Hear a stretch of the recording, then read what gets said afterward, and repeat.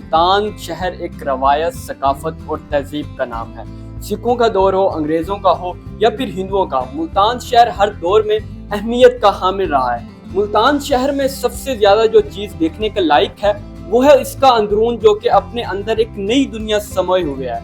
वैसे तो मुल्तान शहर जो है बहुत ज़्यादा डेवलप हो चुका है, लेकिन अगर आपने आज भी कदीम और असल मुल्तान देखना हो तो आपको अंदरून मुल्तान का रुख करना पड़ता है, जहाँ पे आपको हर वो चीज़ देखने को मिलेगी जो कि बहुत ज़्यादा कदीम है। यहाँ पे आपको कदीम मकान देखने को मिलेंगे, कदीम हवेलियाँ देखने को मिलेगी और बहुत सारे कदीम घर जो हैं वो देखने को मिलेंगे, जिनमें तंग गलियाँ मुल्तान की बहुत ज़्यादा मशहूर हैं। इसी के साथ साथ लकड़ी के घर जो हैं वो भी बहुत ज़्यादा मशहूर हैं। तो इस वक्त मैं नासराबाद मोहल्ले में मौजूद हूँ, जिसका पुराना नाम जो है वो चिक है और नया नाम जो है नासराबाद रखा गया है। तो इस मोहल्ले की आपको हिस्ट्री के बारे में बताते हैं और इसके खूबसूरत मकान जो है वो भी आपको दिखाते हैं।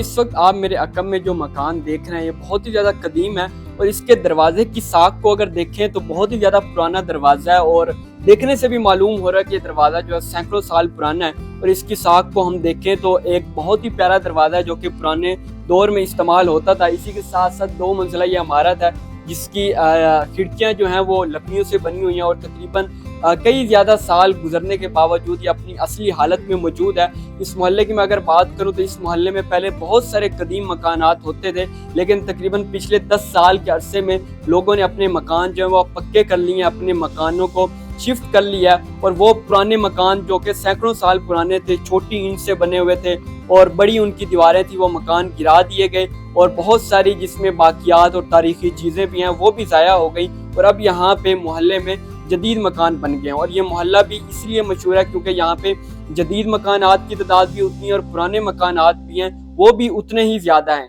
इसी के साथ साथ इस मोहल्ले में तालीम का बहुत ज़्यादा रुझान है। मुल्तान का सेफ तरीन मोहल्ला माना जाता है क्योंकि यहाँ पे कभी ऐसा वाक़या नहीं सुनने के आया कि यहाँ पे कोई चोरी हुई हो। सफाई का खासा इंतज़ाम यहाँ पे किया गया है, जिसकी वजह से ये मोहल्ला जो है बहुत ही ज़्यादा मशहूर है।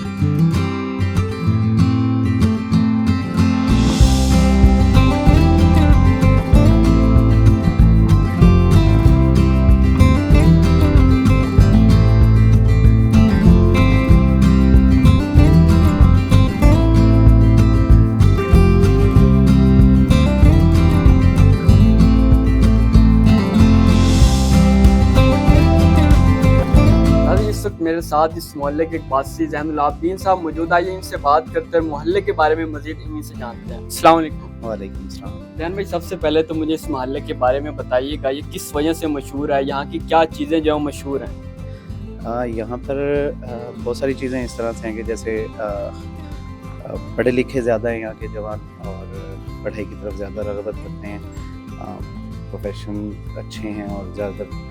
और इसके साथ साथ जो है यहाँ पर कुछ कदीमी, क्योंकि तशय्यो का इलाका है, ज़्यादातर इसमें मेजॉरिटी तशय्यो है, तसन्नुन भी है, उनकी मसाजिद भी हैं साथ ही और बाहमी मुशावरत से रहते हैं, बहुत अच्छे तरीके से रहते हैं। लेकिन यहाँ तशय्यो की कसरत है और इसी हवाले से यहाँ कदीमी इलाका है और कदीमी कुछ प्रोग्रामात होते हैं और उस तरह जैसे यानी कि इस तरह से कि 21 रमज़ान की और 28 सफ़र की जो मजालिस हैं वो तकरीबन 100 साल से ऊपर हो गए हैं जो यहाँ पर मुनक्किद होती हैं।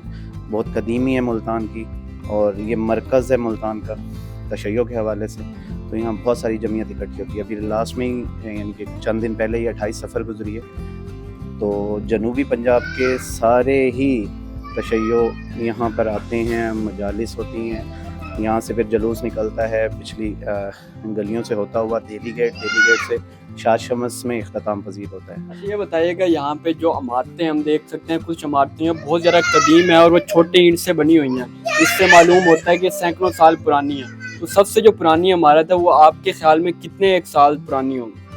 पाकिस्तान बनने से पहले की ही है और ख़ुद मेरा अपना घर जो है मैं अभी तामीर करवाया मैंने, उसमें भी उसी तरह से वो छोटी ईंट ही निकली हुई थी जो 2-2 फुट की ईंटें हैं, गारे से बनी हुई, बहुत मजबूत तरीके से बनी हुई थी और कड़ियों से बनी हुई हैं, बहुत अच्छे तरीके से बनी हुई थी। लकड़ियों का काम बहुत ज़्यादा इस्तेमाल हुआ लकड़ी का, और ख़ुसूसन दियार का इस्तेमाल बहुत ज़्यादा हुआ होता है इस इलाके में।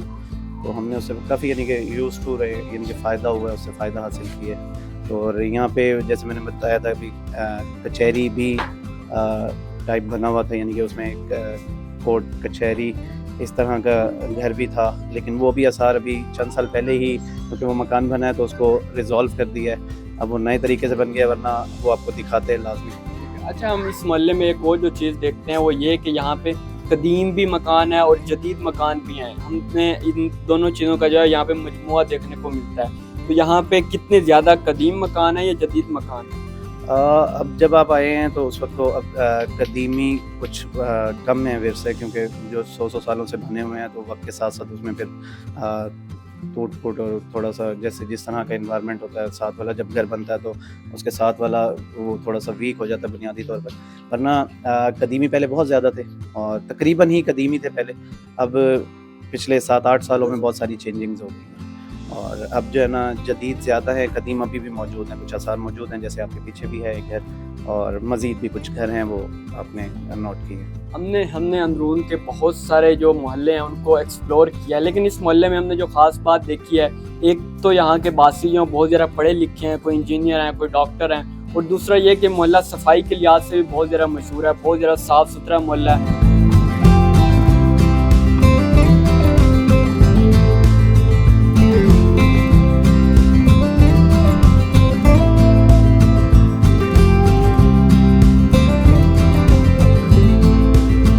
नाज़रीन, आज की इस वीडियो में हमने आपको अंदरून मुल्तान का एक और खूबसूरत और कदीम मोहल्ला दिखाया है, जो कि अपनी सफाई की वजह से बहुत ही ज़्यादा मशहूर है, और इसकी जो खूबसूरत इमारतें हैं वो भी देखने का लायक हैं। तो उम्मीद है आपको आज की वीडियो अच्छी लगी होगी। इसी के साथ अपने मेज़बान आफ्ताब शहजाद को दीजिए इजाज़त। अल्लाह निगहबान।